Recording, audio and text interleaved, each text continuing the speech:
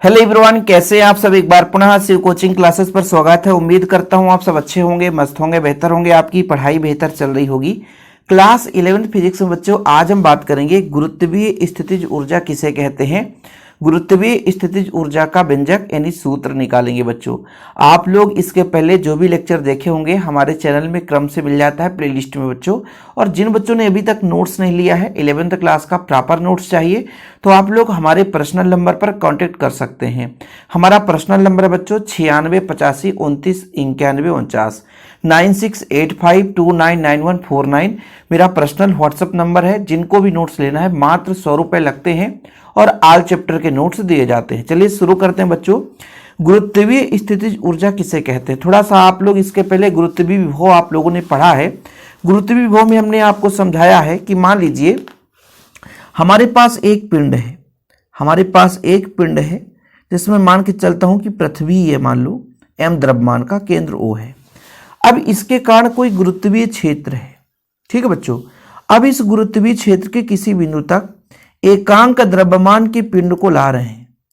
एकांक द्रव्यमान के पिंड को कहां से ला रहे हैं, अनंत से ला रहे हैं। तो एकांक द्रव्यमान की बात की जा रही है, ध्यान रखिएगा। एकांक द्रव्यमान के पिंड को अनंत से गुरुत्वीय क्षेत्र के किसी बिंदु तक लाने में जो कार्य करना पड़ता है बच्चों, वो आपका कहलाता है गुरुत्वीय विभव।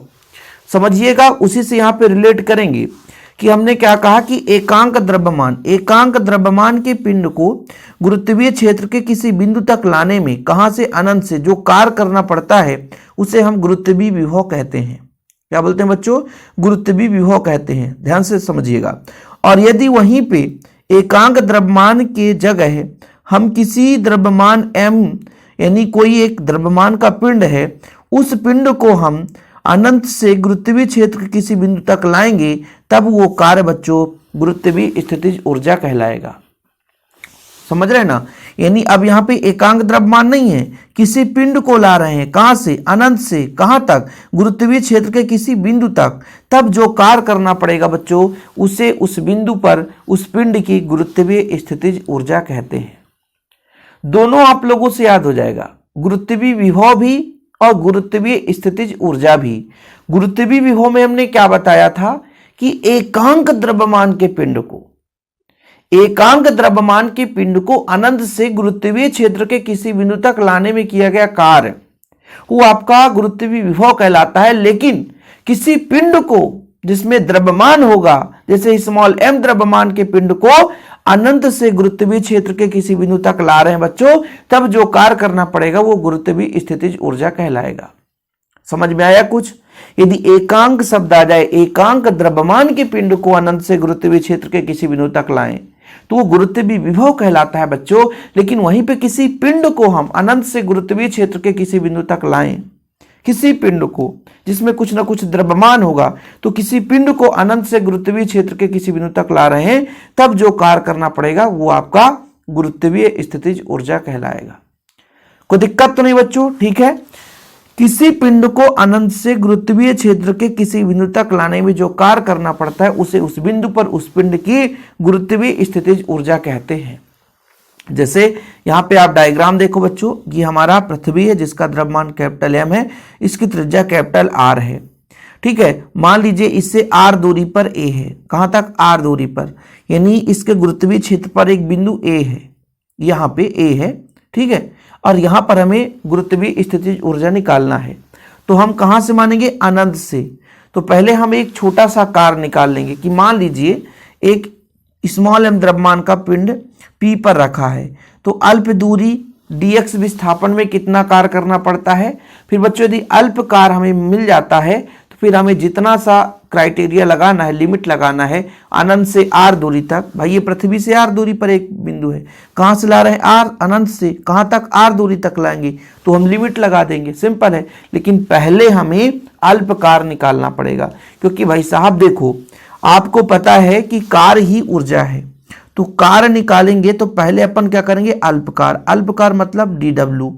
फिर जब हमें बच्चों एक लिमिट लगाना है तो कहां से कहां तक, अनंत से कितनी दूरी तक, r दूरी तक। तो ये लिमिट लगा करके अल्प कार्य से जब हमें बड़ा कार्य निकालना है तो समाकलन करना पड़ता है। जैसे कहीं का भी मान क्षेत्रफल ही छोटे से जगह का क्षेत्रफल पता है और लिमिट हो गया कि हमें यहां से यहां तक निकालना है, तो समाकलन करके लिमिट लगा दो, सिंपल है। जैसे यहां पर मैंने कहा, थोड़ा समझिएगा, कार्य कैसे निकालेंगे, बल गुणे विस्थापन से। तो मैंने कहा कि माना किसी क्षण m द्रव्यमान का एक पिंड केंद्र से x दूरी, x दूरी बच्चों, x दूरी बिंदु P पर स्थित है, बिंदु P पर स्थित है, तब उस पर पृथ्वी द्वारा कितना बल लगाया जाएगा? कोई बता सकता है कि पृथ्वी द्वारा कितना बल लगाया जाएगा? बोले सिंपल है सर, गुरुत्वाकर्षण के नियम से। गुरुत्वाकर्षण का नियम क्या कहता है? G capital M small m बटा O से कितनी दूरी पर बच्चों? x दूरी पर है, इसलिए x स्क्वायर। हम यहां पर केवल और केवल बल निकाले हैं। बल का मतलब है कि पृथ्वी द्वारा बिंदु P पर स्थित जो एक पिंड है उस पर कितना बल लग रहा है। लेकिन हम कह रहे हैं कि अल्प, भाई बल तो लग रहा है, तो बल कौन लगा रहा है? पृथ्वी लगा रहा है। तो यदि वो अपनी ओर खींचेगा तो अल्पकार होगा। तो कार कैसे निकालेंगे? बल गुणे विस्थापन। तो मान लीजिए F बल लग रहा है, विस्थापन P से Q आ रहा है, तो विस्थापन कितना हो जाएगा? dx। भाई अल्प विस्थापन के लिए अल्पकार होगा बच्चों, ठीक है। अल्प दूरी के लिए हम बात कर रहे हैं कि मान लीजिए जो हमारा पिंड है वो अत्यंत अल्प दूरी पर चलता है, यानी पिंड को अल्प दूरी, पिंड को अल्प दूरी बच्चों, अल्प दूरी का मतलब PQ का मतलब होता है dx तक ले जाने में किया गया कार्य, ले जाने में या चलाने में किया गया, ले जाने में किया गया कार्य,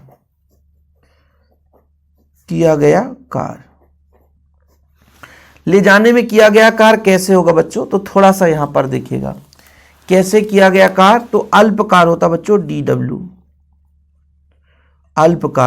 अल्पकार का मतलब होता है बल गुणे विस्थापन, बल F और विस्थापन dx। ठीक है बच्चों, यहां तक क्लियर? तो बल का मान कितना है? बल का मान है G capital M small m, ये सार्वत्रिक गुरुत्वाकर्षण के नियम से, परेशान मत होना, और विस्थापन आपका dx हो गया। अब ये अल्पकार है बच्चों, अल्पकार है। अब पिंड को हम कहां से ले जाएंगे? पिंड को अनंत से, अतः कहां से? पिंड को, भाई परिभाषा ये है कि अनंत से गुरुत्वीय क्षेत्र के किसी बिंदु तक, तो अनंत से r दूरी तक, क्योंकि ये चित्र में हमारा a कहां पर है? केंद्र से r दूरी पर है। तो यहां पर लिखेंगे अतः पिंड को अनंत से r दूरी पर, r दूरी तक लिख लो आप, r दूरी तक लाने में किया गया कार्य।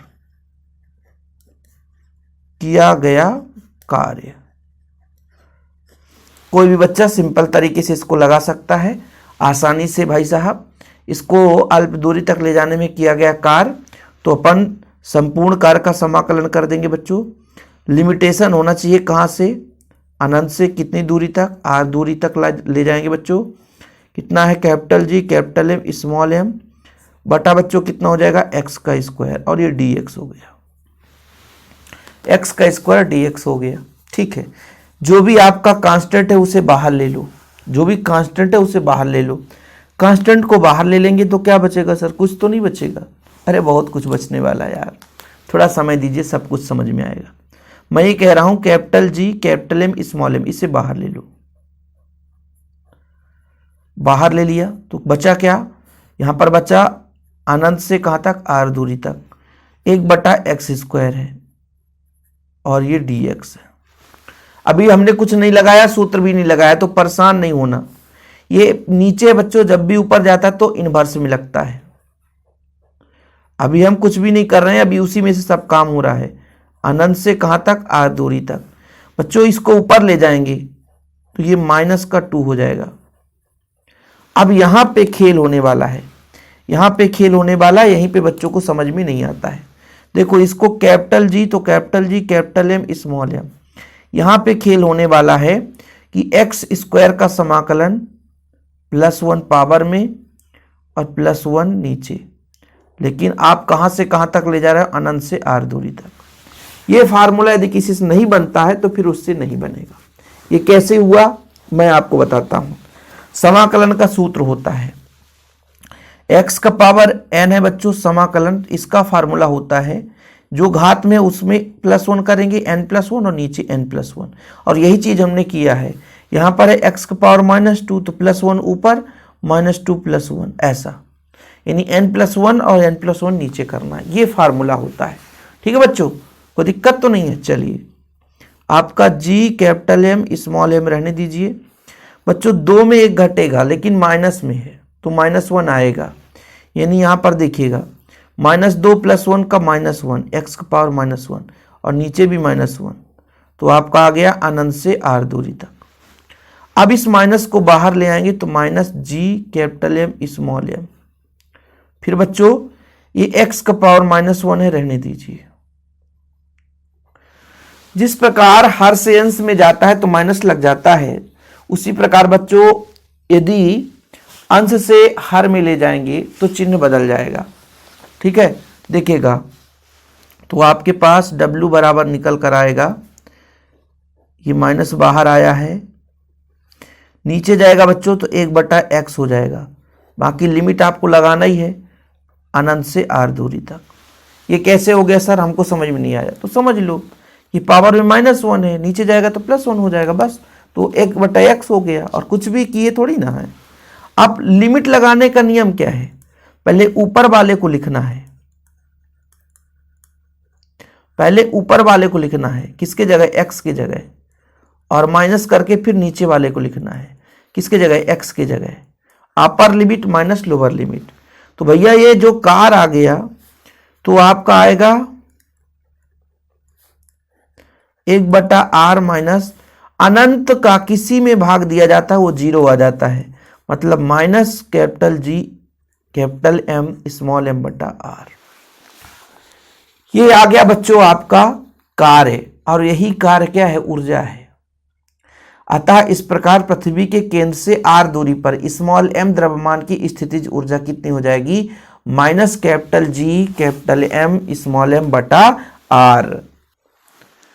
तो यहां पर आप देख लो बच्चों कि अतः पृथ्वी के केंद्र से r दूरी पर स्मॉल m द्रव्यमान के पिंड पर गुरुत्वीय स्थितिज ऊर्जा कितनी होगी, तो बच्चों कैपिटल U बराबर हो जाएगा आपका, कितना हो जाएगा, minus capital G capital M small m divide by कितना बच्चों, r। ये सिंपल है, इसको आप लोग नोट डाउन कर लो। ठीक है, नोट डाउन कर लो कंप्लीट बच्चों। ठीक है, यही आपका गुरुत्वीय स्थितिज ऊर्जा है। क्या गुरुत्वीय स्थितिज ऊर्जा है, ये थ्योरम बहुत इंपॉर्टेंट है, एग्जाम में भी पूछा जाता है। और आप लोगों से बार बार कहता हूं कि जिन बच्चों को वास्तव में प्रॉपर तैयारी करना है तो कॉन्टैक्ट नंबर लिख लो 96 85 29 91 49 9685299149 मेरा पर्सनल व्हाट्सअप नंबर है, इस पर आप कांटेक्ट करें, नोट्स लें, प्रॉपर रूप से तैयारी करें। फिलहाल अभी के लिए इतना ही। जय हिंद, वंदे मातरम।